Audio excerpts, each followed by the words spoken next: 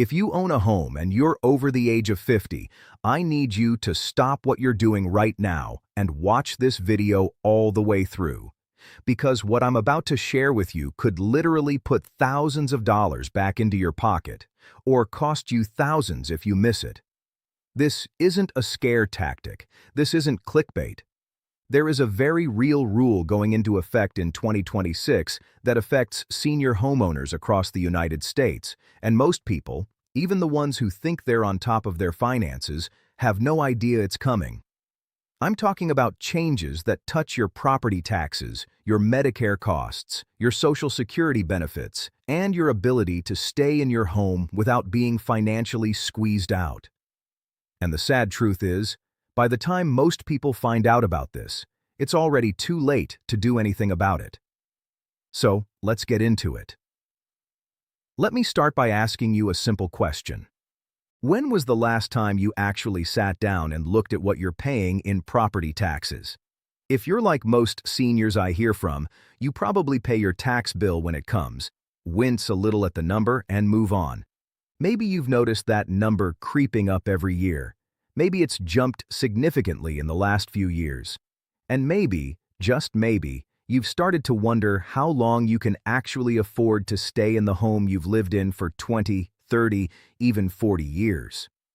You are not alone in that feeling. Across the country, senior homeowners are being pushed to the financial edge not because they made bad decisions, but because the system hasn't been working in their favor. Property values have gone up, and unfortunately, so have the tax assessments that come with them. Fixed incomes don't grow the same way property taxes do, and that gap between what you have coming in and what the government is taking out, that gap has been quietly widening for years. But here's where things are starting to shift. There has been a significant push at both the state and federal level to create new protections for senior homeowners, and in 2026, several of these protections are going to go into full effect.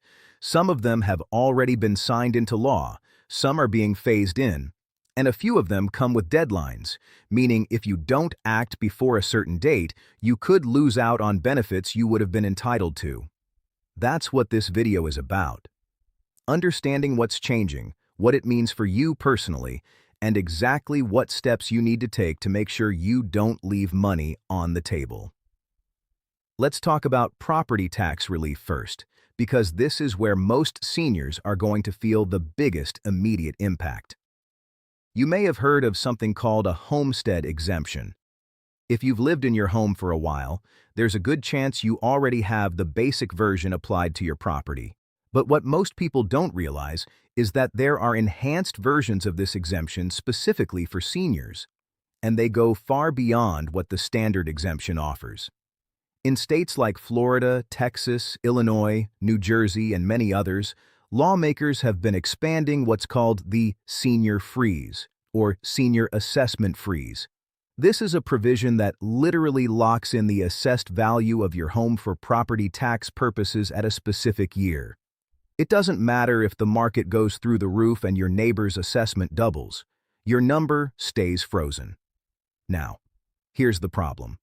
Most of these enhanced programs require you to apply.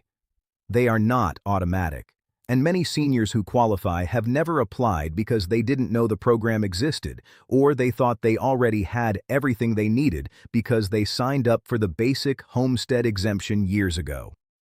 These are two completely different things. The basic exemption takes a small amount off the assessed value of your home.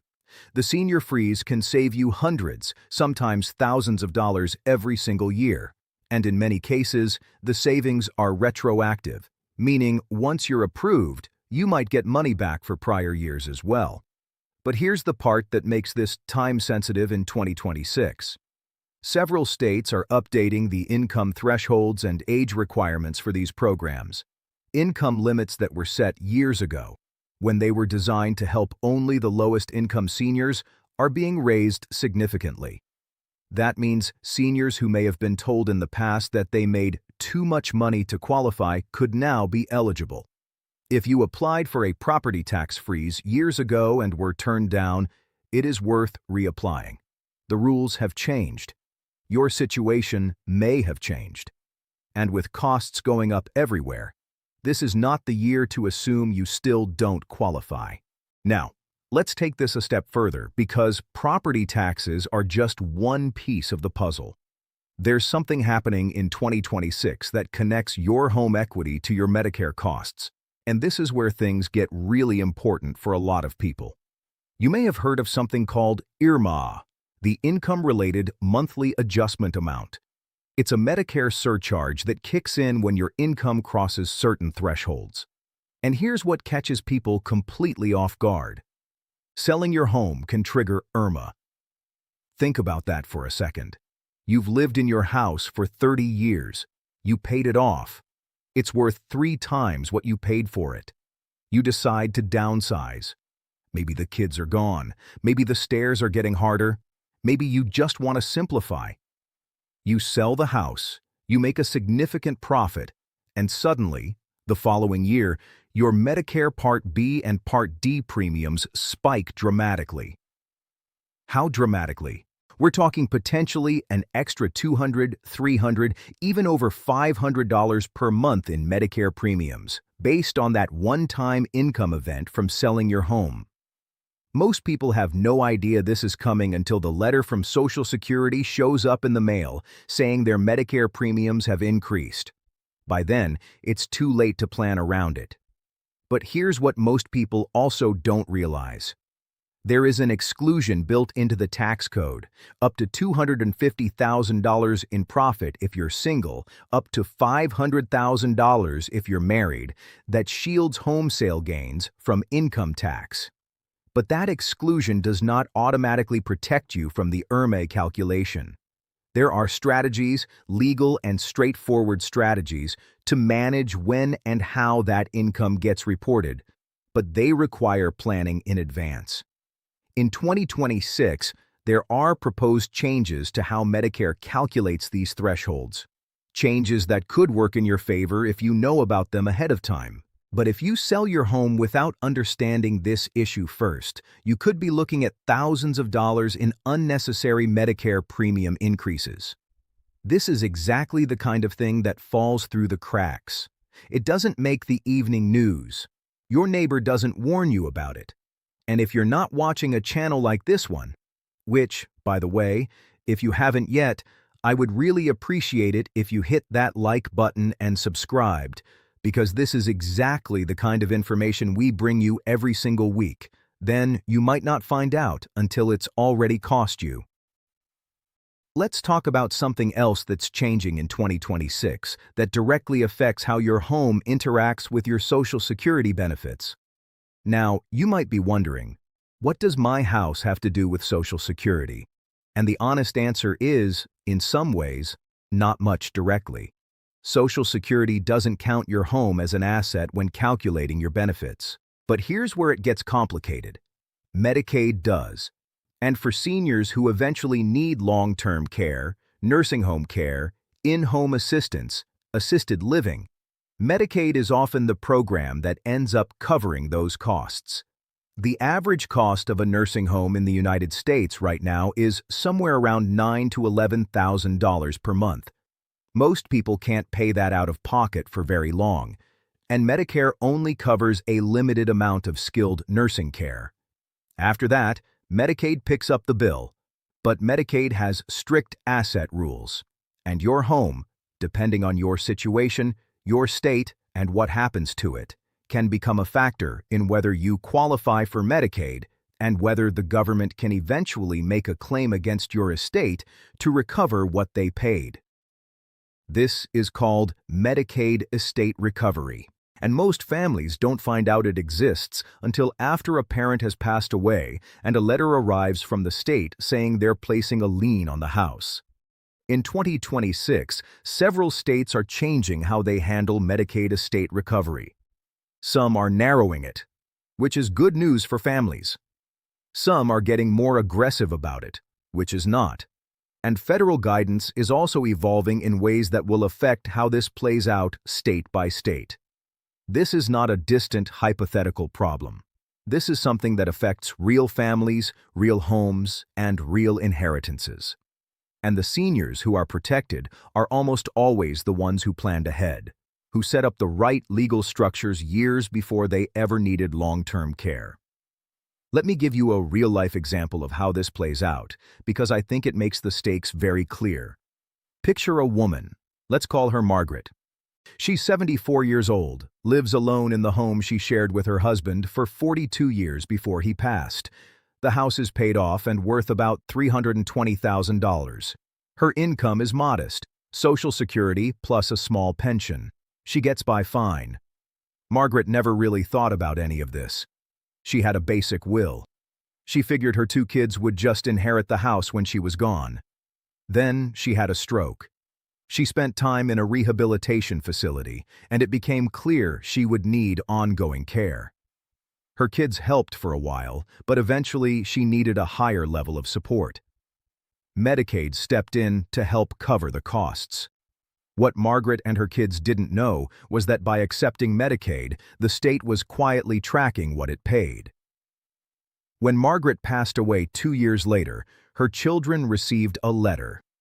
The state was asserting a claim against the estate for the cost of care, over $180,000. The house had to be sold to satisfy that claim. The kids received almost nothing. This is not a rare story. This happens to families across the country every single year, and it is almost entirely preventable with the right planning done at the right time. In 2026, there are new options and legal tools becoming more widely available to seniors who want to protect their home equity while still being able to qualify for benefits if they need them. But these tools have look-back periods. There are windows of time, 5 years in most cases, during which the government can examine transfers you've made. If you wait until you need care to start thinking about this, it's often too late. The time to plan is now. While you're healthy, while you have options. Now let's talk about something a little different, something that's actually good news, and something a lot of senior homeowners are going to benefit from if they know to look for it. There's a program that has existed for years in various forms, and in 2026 it's being significantly expanded in many parts of the country. It goes by different names depending on where you live. Some places call it the circuit breaker, some call it property tax deferral, some call it the senior tax credit. But the concept is the same. If you are over a certain age, typically 62 or 65, and your property tax burden represents a significant share of your income, you may be eligible to either receive a credit that offsets what you owe, or in some cases, defer your property taxes entirely until the home is sold. The deferral programs are particularly powerful. Instead of writing that check to the county every year and watching your fixed income shrink, you can defer the taxes. They accumulate as a low-interest lien against your home, but you don't pay them while you're living there. You stay in your house, you keep more of your money every month, and the taxes are settled from the estate when the time comes. For a senior living on $2,000 a month from Social Security, paying $400 or $500 a month in property taxes is brutal. That's 20 to 25% of their income going to the county. A deferral program can change that math dramatically and give them breathing room they desperately need. But here's the problem again. Most seniors don't know these programs exist. The county isn't going to call you up and say, "Hey, do you want to stop paying your property taxes?" You have to go find the program. You have to apply. And the deadlines and requirements vary by state and county. In 2026, income limits for many of these programs are being raised as part of broader senior relief efforts. That means the window of eligibility is expanding. If you looked into one of these programs in the past and didn't qualify, check again. The landscape is changing.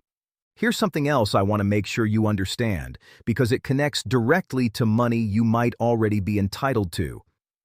The Inflation Reduction Act included provisions for home energy efficiency improvements, and those provisions continue into 2026 with some modifications. As a homeowner, you can receive federal tax credits for making qualifying improvements to your home. Things like upgrading to a more efficient heating and cooling system, adding insulation, replacing old windows and doors, or installing energy-efficient appliances. For seniors on fixed incomes, the upfront cost of these improvements can feel impossible. But there's a combination approach that many people aren't taking advantage of. The federal tax credits can cover a significant portion of the cost. On top of that, many utility companies offer rebates for energy efficiency upgrades, and in some cases, low-income seniors qualify for programs that will pay for these improvements almost entirely. Why does this matter? Because an energy-efficient home costs less to operate every month. And when you're on a fixed income, lowering your monthly expenses has exactly the same effect as increasing your income. A $150 reduction in your monthly utility bill is $1,800 a year. Over 5 years, that's $9,000 staying in your pocket. The programs exist, the money is there. But again, you have to know to look for it. Let me now talk about something that affects a specific group of senior homeowners in a very big way. And if this applies to you, I need you to pay especially close attention. If you have a reverse mortgage, or if you're considering one, the rules around reverse mortgages are shifting in 2026 in ways that have both potential benefits and serious risks, depending on your situation. For those who aren't familiar, a reverse mortgage is a loan against your home equity that you don't have to repay as long as you live in the home. You can receive the money as a lump sum, as monthly payments, or as a line of credit. It sounds like a great deal on the surface, and for some seniors in some situations, it genuinely is a useful tool. But reverse mortgages come with requirements. You have to live in the home as your primary residence. You have to keep up with property taxes and insurance. You have to maintain the property. If you fail on any of these fronts, the loan can come due, which in many cases means you either sell the home or face foreclosure. The number of seniors who have lost their homes after taking out a reverse mortgage, not because they did anything wrong, but because they ended up in the hospital for an extended period or moved in with family or couldn't keep up with the tax and insurance requirements, is heartbreaking and more common than most people realize. In 2026, new consumer protections around reverse mortgages are going into effect. These protections are designed to give surviving spouses more rights, give borrowers more time and notice before foreclosure proceedings begin, and require lenders to do more to ensure borrowers actually understand what they're signing up for. If you currently have a reverse mortgage, it's worth reviewing your loan documents and understanding how these new protections apply to you. If you're considering a reverse mortgage, make sure you talk to a HUD-approved housing counselor, not just the lender trying to sell you the product, before you sign anything. Let's take a breath here and look at the bigger picture for a moment. Everything I've talked about today has a common thread. Whether it's property tax exemptions, Medicare premium surcharges, Medicaid estate recovery, energy efficiency credits, or reverse mortgage protections. The common thread is awareness. The system is not designed to automatically give you everything you're entitled to. In most cases, you have to claim it, you have to apply, you have to ask, and you have to know the rules well enough to ask the right questions. The seniors who come out ahead in 2026 and beyond are not going to be the ones with the most money. They're going to be the ones who paid attention, who stayed informed, who took a little bit of time, just like you're doing right now by watching this, to understand what's available to them. And that brings me to something really important I want to make sure you do before you close out this video. Your first step is to find out exactly what property tax relief programs exist in your county and state. Don't assume you know. Don't assume your neighbor knows. Go directly to your county assessor's website or call their office and ask specifically, what senior exemption programs do you have and how do I apply? Many counties have staff dedicated to exactly this question. Your second step is to understand your income picture. If you're planning to sell your home, please, before you do anything, Talk to a tax professional or financial advisor who understands how that sale could affect your Medicare premiums the following year. Ask specifically about IRMA A. That one word could save you thousands. Your third step, if you have any concerns about long-term care and what happens to your home, is to speak with an elder law attorney, not a general practice attorney. An elder law attorney who specializes in Medicaid planning and asset protection. Many offer free initial consultations. The conversation costs you nothing.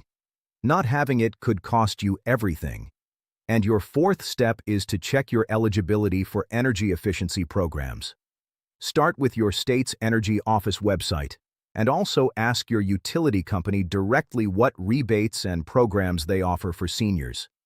None of these steps are difficult, but each of them requires you to take some initiative. And if you've been putting it off because it feels overwhelming, I want you to just pick one. Pick the one that feels most relevant to your situation. Start there. One step is infinitely better than no steps.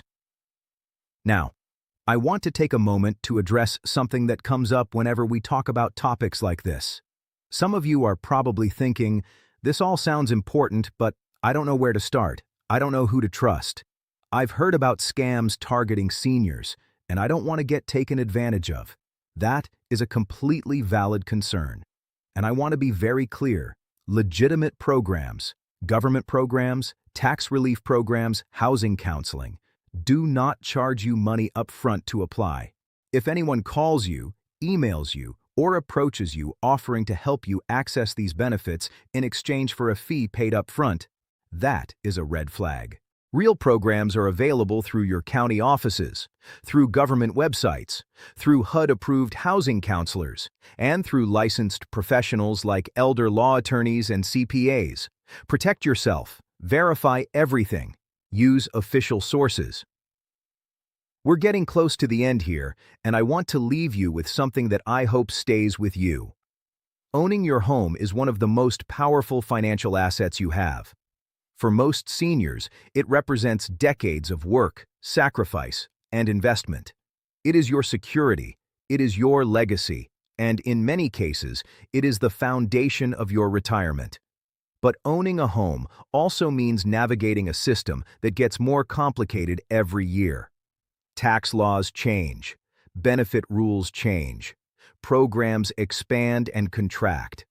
And the difference between a senior who thrives in retirement and one who struggles is very often just information. The 2026 changes we talked about today are real. The opportunities are real. The risks are real. And the time to act is not next year. It's now. Because some of these programs have application windows that open and close. Some of the planning strategies we talked about require years of lead time to be effective. And some of the mistakes, like selling your home without understanding the Medicare implications, can't be undone once they happen. You watched this video. That already puts you ahead of most people. But information only helps you if you do something with it. So I'm asking you, today, not tomorrow, to take one action. Write down one thing from this video that applies to your situation. One question to ask. One program to look into. One phone call to make. Just one. Because that one thing might be the thing that protects your home, reduces your costs, or preserves what you've built for the people you love. And if you found this information helpful, please share it. Share it with your spouse, your adult children, your friends who own homes, your neighbors who you know are on a fixed income. This is the kind of information that can change someone's financial life, and it costs nothing to pass it along. Thank you for spending this time with me today. Stay informed, stay protected, and I'll see you in the next one.